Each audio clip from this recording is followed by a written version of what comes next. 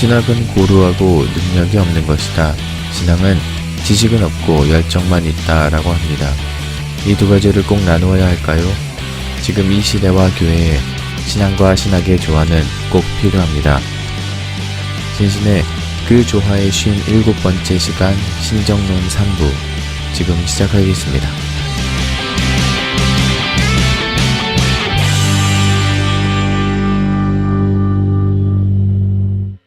왜 그런 얘기 많이 하지 않습니까? 플라톤의 철학을 아우구스투스가 그대로 가져와서 신을 설명했고, 그리고 아리스토텔레스는 토마스 아퀴나스와 바로 직접 그렇죠. 거의 똑같이 연결시켜서 예. 그러니까 플라톤이나 아리스토텔레스가 가지고 있던 신의 개념과 사실상 설명하고자 하는 아우구스투스와 토마스 아퀴나스의 하나님은 약간 다른데 그냥 그렇죠. 섞여 버려서 그래서 이제 철학 물론 이제 이거는 그 좀 더 이제 복잡한 네. 신학적인 사실은 그 견해 차이가 또 있습니다. 그러니까 현대 신학자들 중에도 소위 말해서 이제 이거를 철학자의 하나님과 그렇죠. 그 아브라함과 이삭과 야곱의 하나님이 동일한 분인가라고 하는 질문을 맞아요. 던질 때 어떤 분들은 이제 동일한 하나님이다 이렇게 대답을 주고 어떤 분들은 아니다.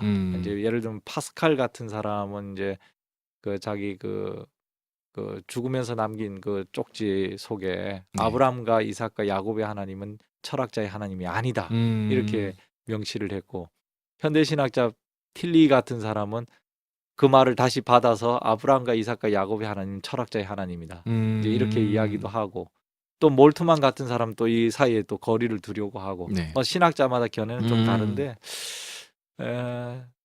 제가 볼 때 뭐 저는 그렇습니다. 저는 아브라함과 이삭과 야곱의 하나님과 철학자의 하나님은 다르다. 네.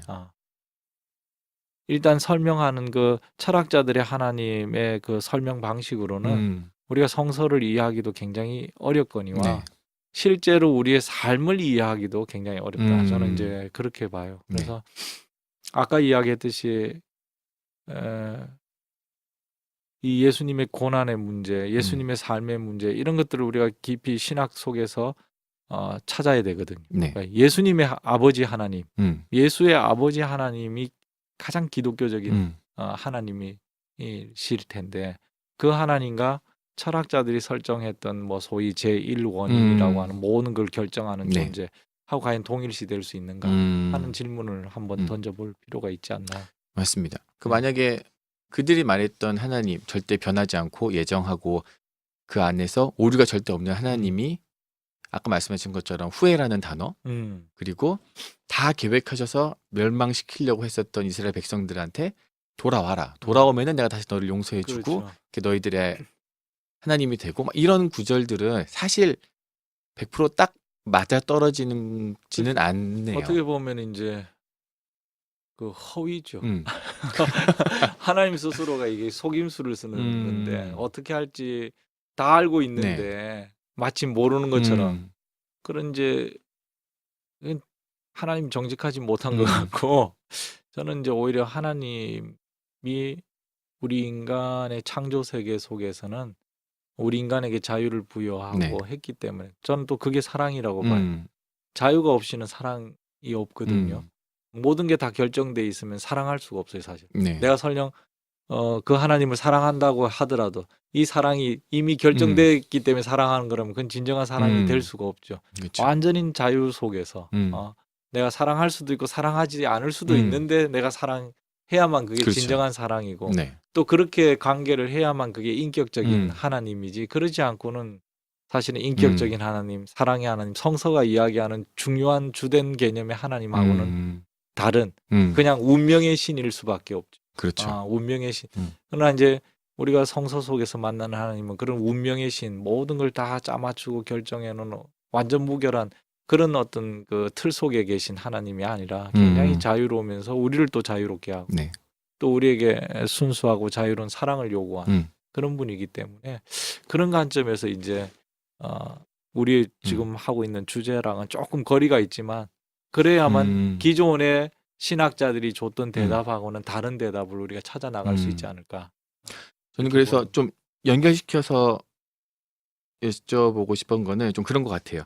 지금까지는 막 어떻게 이야기하고 토론하면서 생각하면서 그 저 멀리에 있는 하나님의 어떤 원인, 어떤 존재를 찾으려고 한다면은 성경은 사실 그거에 대해서 명확하게 알려주고 있지는 않잖아요. 악이 네. 어디에서부터 예. 왔다, 이런 것다. 근데 너네가 고통이 있을 때 하나님은 이런 일을 할 거야는 보여주고 있지 않나요? 그렇죠.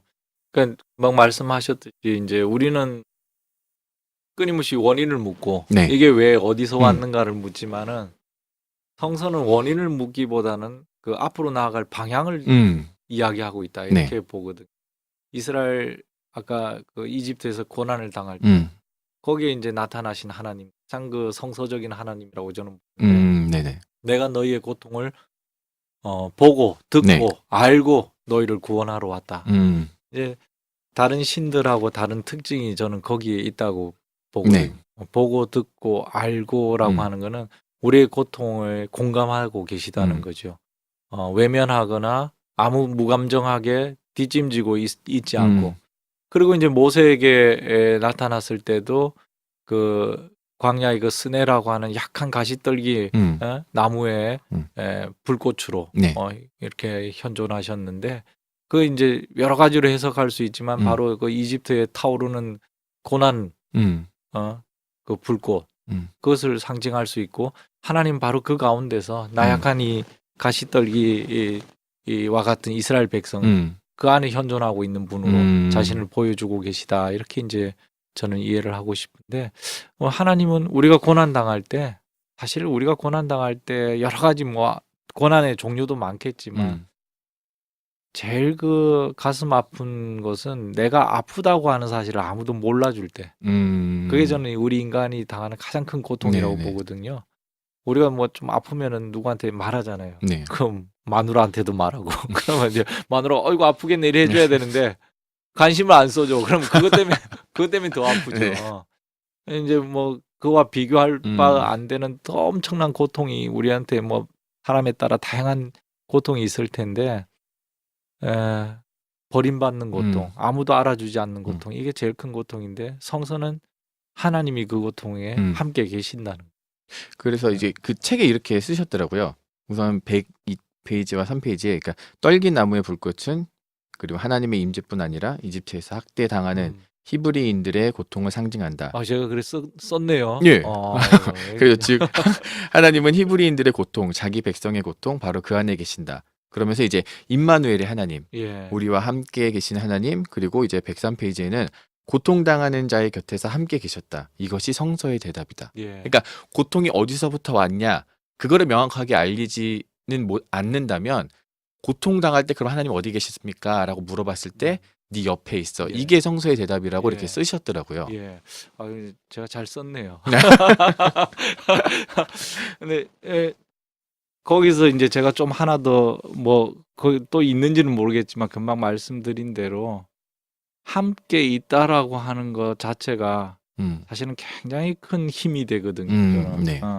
나의 아픔을 아무도 몰라주고 있다라는 것이 아니라 누군가 알고 있고 함께 있다라고 하는 건 이게 단순한 관념적인 사고가 아니라 그것 때문에 사실은 이 고난의 어두운 터널을 뚫고 나갈 이제 힘이 마련된다고 네네. 보는 거죠.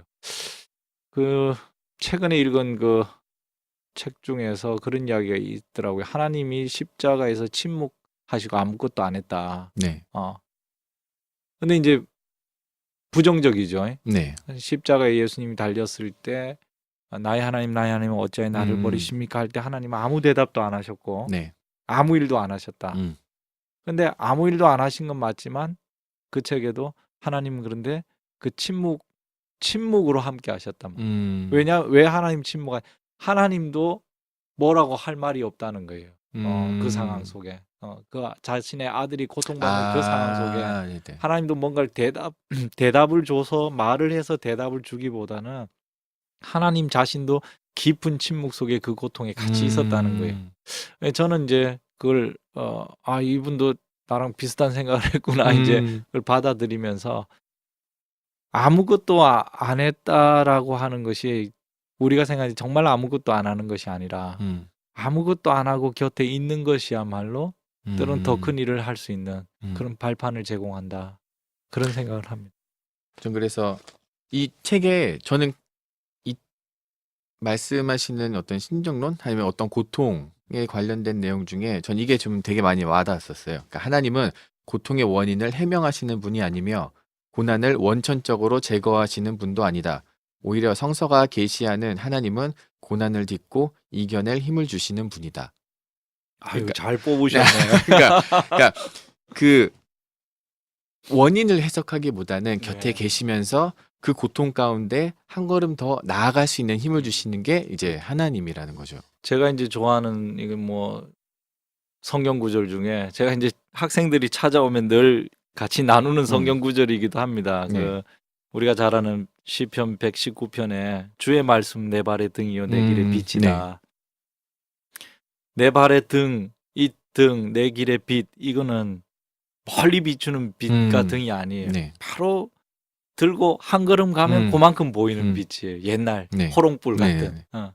그렇게 우리가 많이 생각하는데 하나님은 서치라이트가 돼가지고 내 앞길을 확 이렇게 그렇죠. 밝혀주시는 분이 아니라 정말 고통이 심할 때는 일어설 힘이 없고 한 걸음 내디딜 힘이 없을 때가 있거든요. 여기 그냥 주저앉고 싶을 더 이상 움직이고 싶지 않은 네. 때로는 우리가 절망이라고 하듯이 눈도 감고 앞도 보고 싶지도 않은 근데 바로 거기서 이제 하나님은 우리에게 노크를 하시는다 저는 생각하거든요.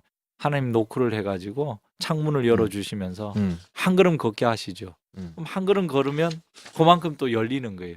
지금까지 보지 못했던 네. 눈을 감고 절망해서 말 그대로 본 모든 것이 감겨 있었는데 그 창문을 열어주심으로 해서 비로소 이제 하나가 보이고 또 걸어갈 용기가 생기게 되고 이제 하나님의 역사는 바로 그렇게 일어나는 거 아닌가 저는 이제 그렇게 보는 거죠. 그럼 아마 그런 질문을 당연히 할 수 있을 것 같아요. 그럼 하나님 너무 힘없는 사람 아니야? 이 세상에서 주관한다는 그 하나님이 그 조그만 공간만 보여줄 수 있는 능력을 가진 분 아니야? 라는 질문을 당연히 할 수 있을 것 같아요. 그렇죠. 맞습니다. 사실은 이런 대답이 모든 사람에게 다 대답이 되는 정말 듣고 싶은 답이 되는 그런 대답은 아닐 거예요. 근데 이제 저 개인적으로 저의 경험 속에 또 성서의 경험 속에 우리 일상 속에 우리가 실제로 경험할 수 있는 하나님은 금방 말씀하신 어쩜 나약한 하나님. 약하지만 그러나 그 약함을 통해서 오히려 우리로 하여금 움직이게끔 하시는 하나님. 그 하나님이 아닌가.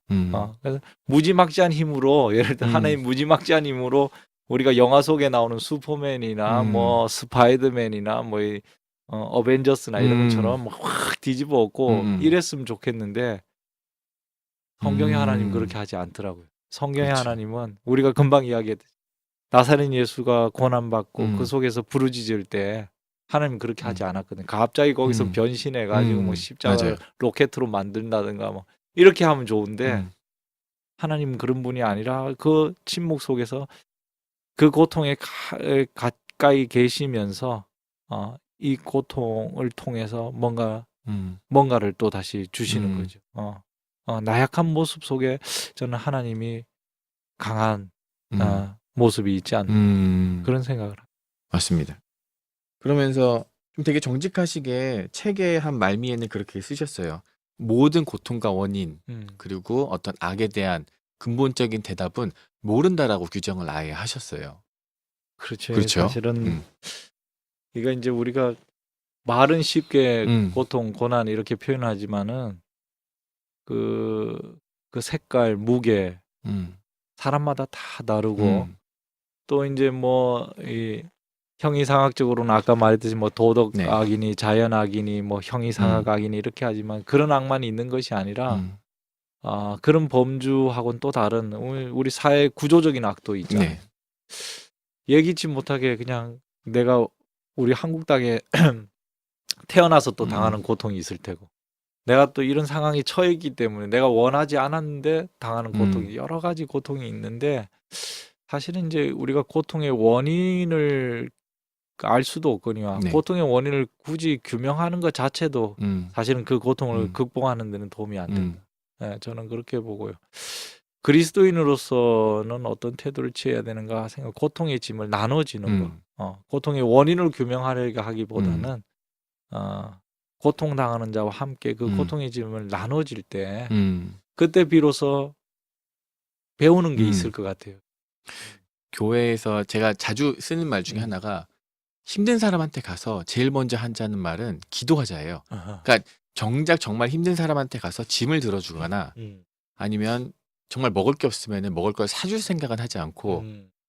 먼저 기도하자. 음. 하나님이 널 위해 도와주실 거야. 그러니까 자기가 그거를 도와준다라는 생각은 하지 않는 예. 거죠. 그렇죠. 그 금방 말씀하시니까 인제 그 우리 앞서서 보네퍼가 지은 그 시가 있거든요. 네. 그리스도인과 아 이방인이라고 음. 하는 이제 시가 있는데 그 시에 보면은 그 그리스도인이든 이방인이든 모두 다 하나님께 먹을 것을 구하고 도움을 구한다. 네. 인제 그런데 인제 그리스도인들이 하나님께 도움을 구할 때 거기서 가난하고 버림받고 집 없고 배고픈 하나님을 본다. 그때 그리스도인들은 그 하나님 곁에 선다. 이렇게 표현했어요. 그리고 이제 세 번째는 하나님은 그리스도인이든 이방인이든 모든 사람에게 먹을 것을 주시고 그들을 구원하신다. 이제 네. 이런 표현이 있거든요. 저는 그 두 번째 연이 아주 핵심이라고 보는데 하나님이 이 세상을 돕는 방법이 무엇이냐라고 했을 때 하나님 바로 그 가난하고 소외되고 배고픈 하나님을 보고 그 곁에서는 그리스도인들을 통해서 일을 하시는 거예요. 네. 이게 이제 도로트 젤레 같은 사람은 하나님에게는 손이 없다. 음. 우리가 바로 하나님의 손이 돼야 된다. 이런 이야기를 했는데 저는 그 말이 좀 과격하게 들리지만 그럼에도 불구하고 우리 시대에 어쩌면 가장 기독교적인 하나님에 대한 대답이 아닐까. 하나님이 초자연적으로 손이 확 나타나가지고 이 세상의 어떤 문제들을 해결하시는 분이 아니라 아까 이야기했던 하나님의 약함, 하나님의 약하면서 우리와 동행하는 거기에 동참하는 우리들을 통해서 사랑을 전파하고 그걸 통해서 문제를 해결하고 그럼으로 해서 우리 모두를 자유롭게 하면서 자발적으로 하나님의 그 구원 사역에 동참할 수 있도록 하시는 거 아닌가 그런 생각을 해봅니다. 그러니까 교회가 우선은 그 안에서 하나님을 전하는 곳이잖아요. 예. 그러니까 지금 교회는 굉장히 뭐라 그럴까? 저희가 지금까지 나눠왔었던 말처럼 죄의 원인은 너한테 있고 너가 지금 이렇게 돼서 이렇게 된 거야.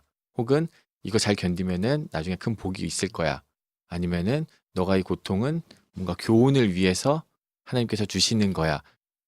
라는 게 사실 더 많은 것 같아요. 뭐 같이 있어주라.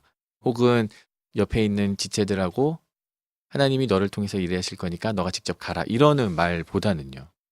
실제로 이제 말씀하신 대로 우리가 안 좋은 일을 통해 가지고 또 교훈도 받고 그죠? 네. 실제로 깨달음도 얻을 수도 있습니다. 그리고 그런 안 좋은 일들을 통해서 또 더 큰 어떤 그 일들을 또 행할 수도 네. 있고 그게 다 맞아요. 그런 경우도 있습니다. 그러나 이제 절대 그렇게 되지 않는 일들도 있거든요. 실제로는 그렇게 될 수 없는 일들이 있습니다. 근데 그런 모든 일들을 이런 틀 속에 다 집어넣는 거는 사실은 맞아요. 불합리한 거고요.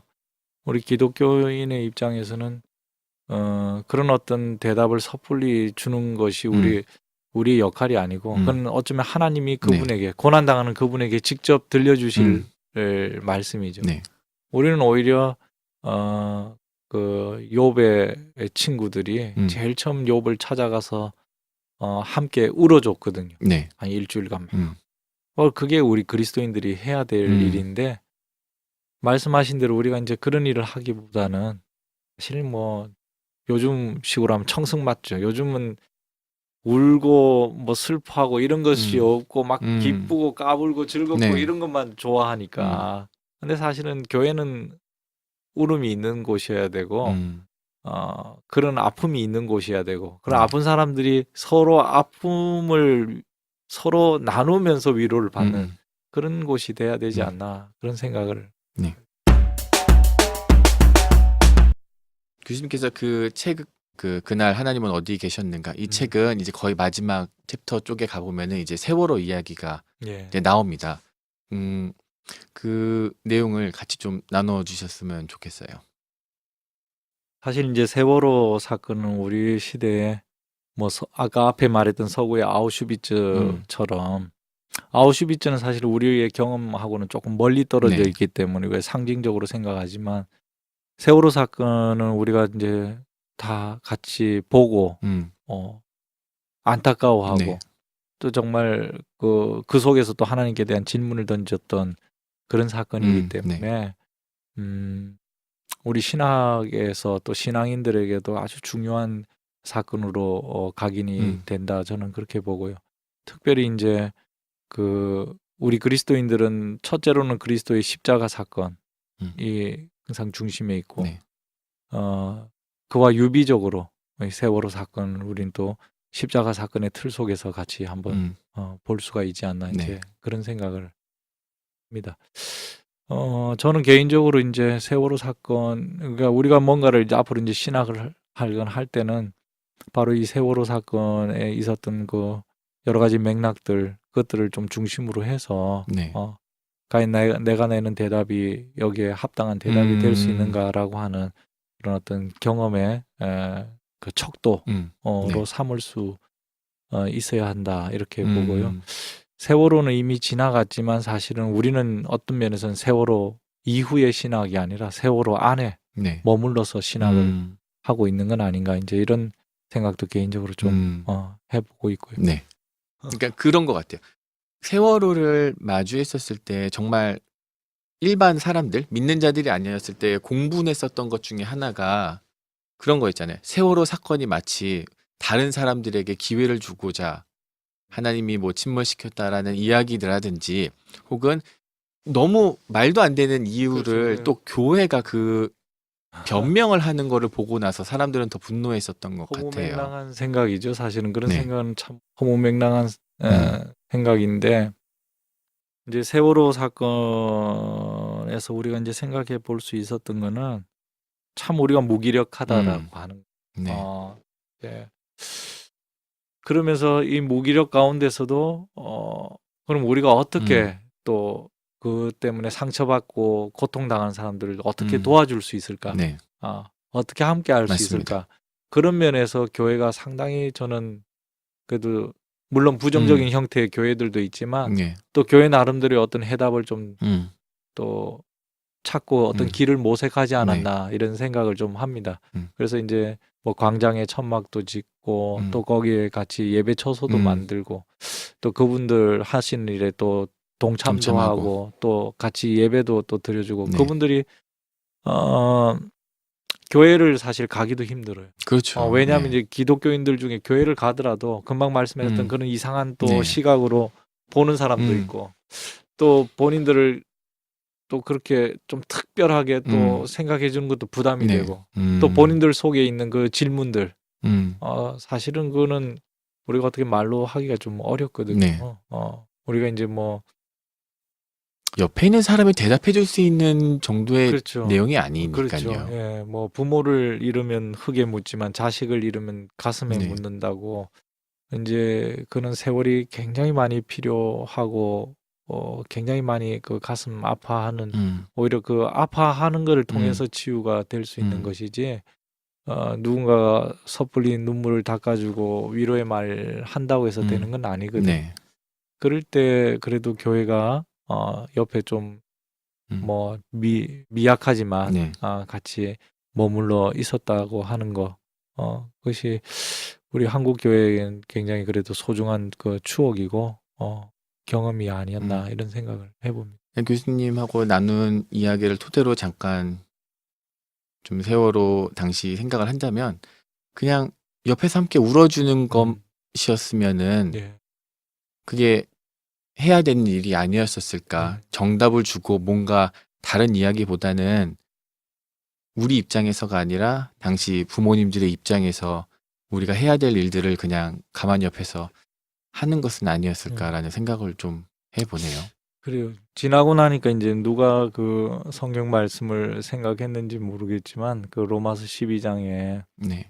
함께 웃는 자들과 웃고 함께 우는 자들과 네. 울어라라고 하는 그 성경 구절을 참 잘 뽑은 것 같아요. 사실은 이제 교회 공동체라고 하는 게 바로 그런 공동체여야 한다 저는 네. 생각하거든요. 교회 공동체라고 하는 것 자체가 뭐 세상의 어떤 모범이 되는 공동체, 칭송을 받는 공동체라기보다는 우리 네. 이제 전통적인 교회 이야기에서는 이거 죄인들의 공동체, 그렇죠. 보잘것없는 네. 사람들의 공동체고 또 다르게 보면은 그렇게 가슴 아프고 상처받은 사람들의 공동체거든요. 그러니까 그런 면에서 이 공동체는 단순한 모임이 아니라 말 그대로 함께 웃고 함께 울고 하나님 앞에서 모두가 고만고만한 존재로 어울려 네. 서로 위로하는 그런 공동체인데 아무튼 그 세월호 사건 속에서 모든 교회가 그렇게 동참하진 못했지만 그래도 그 함께 천막 교회 천막 공동체 하면서 해주신 목사님들 또 여러 수고해주신 집사님들 굉장히 많거든요. 그분들이 교회다운 모습을 어쩌면 앞으로 한국 교회 미래의 교회다운 모습을 보여준 거 아닌가. 그래서 감사한 마음이 있습니다. 그런 분들이 사실 소수고 예. 직접 가셔가지고 그냥 묵묵히 옆에 계셨던 분들도 사실 그렇죠. 많은 거잖아요. 예, 예. 맞습니다. 음. 저도 이제 자주는 못 갔지만 한 번씩 이렇게 가면은 항상 그 주위에 왔다 갔다 하면서 누군가가 하여튼 아까 이야기했듯이 누군가 기억하고 있고 또 그 아픔에 누군가 함께 하고 있다는 것 자체가 그나마 미약하지만 또 도움이 네. 되고요. 또 저희 학교에도 그 세월호 유가족들 그때 같이 모시고 이야기도 또 저희들이 듣고 또 기도회도 하고 그랬던 적이 있거든요. 네, 그런 이제 학생들 참 그 뭐랄까 그 본보기가 되고 네. 감사한 그런 마음이 그때 들더라고요. 예. 아마 그 2014년 그때는 교회마다 그리고 한 4월 그 날이 있고 난 이후에는 그런 질문 정말 많이 했었어요. 도대체 하나님은 그때 뭐 하셨냐? 왜 그날 도와주시지 않았냐? 목회자건 전도사건 성직자 그 누구에게도 그러니까 신을 믿는 하나님을 믿는 모든 사람들이 그런 질문을 많이 했었을 것 같아요. 그래서 이제 그날 하나님은 어디 계셨는가? 라는 이런 질문을 이렇게 교수님께 드리면은 어떻게 답을 해주실 수 있을까요? 그래요. 사실은 그 참 어려운 질문인데 저는 그 고통이 있는 곳에 하나님이 계신다 이런 생각을 그 안 할 수가 없고요. 네. 왜냐하면 그게 성서의 대답이니까. 네. 아까 이야기했듯이 예수님의 십자가 속에 하나님 어디 계셨는가? 뭘 하셨는가? 음. 뭘 하셨는가 물으면 하나님 아무것도 안 했죠. 음. 그러나 하나님은 침묵 가운데 그곳에 계셨다. 이게 이제 성서의 대답이고 우린 또 그걸 믿고 그걸 통해서 또 부활의 아침을 또 생각하고 하는 것처럼 그래서 우리가 갖고 있는 하나님에 대한 상은 굉장히 하나님 뭔가 거대한 일을 소위 말하는 기적적인 그런 일들을 막 벌이시는 분을 우리 머릿속에 갖고 있지만 성서가 보여주는 하나님은 그런 기적적인 일들을 막 이렇게 행하시는 분들이 아니라 어떻게 보면 보이지 않는 이런 소소한 이런 사건들 이런 그 삶의 모습 속에서 하나님은 놀라운 기적을 일으킨다. 이제 저는 그렇게 봅니다. 그래서 세월호 그 사건 속에 우리는 사실은 하나님이 뭘 하셨는가를 찾기 어렵죠. 네. 실제로는 찾기 어렵죠.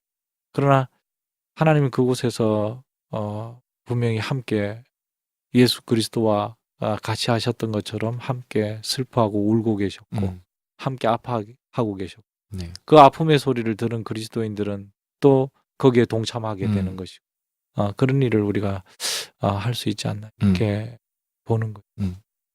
그리스도인들이 말씀하신 것처럼 예수 그리스도께서 고통 가운데 함께 하시고 하나님도 그 고통 가운데 함께 하신 것처럼 그런 곳으로 좀 많이 나아갔으면 좋겠습니다. 그리고 너무 교회 안에만 머물러 있지 말고 밖으로 나아가서 그런 고통 가운데 계신 분들도 찾아가 보고 그리고 사회적인 약자들도 어떤 일이 있는지 좀 찾아가 보면 교회가 교회 안에만 너무 머물러 있지 않으면 하나님의 어떤 그 나라도 좀 더 좀 확장되어 갈 수 있지 않을까 예. 생각을 좀 해보네요. 그 우리가 이제 뭐 모이는 교회 또 파송하는 교회, 흩어지는 교회 네. 이런 이야기를 하는데 금방 말씀하신 대로 에클레시아라고 하는 거는 이제 어디서로부터 부름을 받았다라고 네. 하는 거니까 모이는 교회라는 뜻이 있지만 또 한편에서는 이 모인 교회가 또 흩어지는 네. 교회가 돼야 되고 사실은 각 세상 곳곳에 흩어져 있던 자들이 모인 공동체니까 말씀하신 대로 이제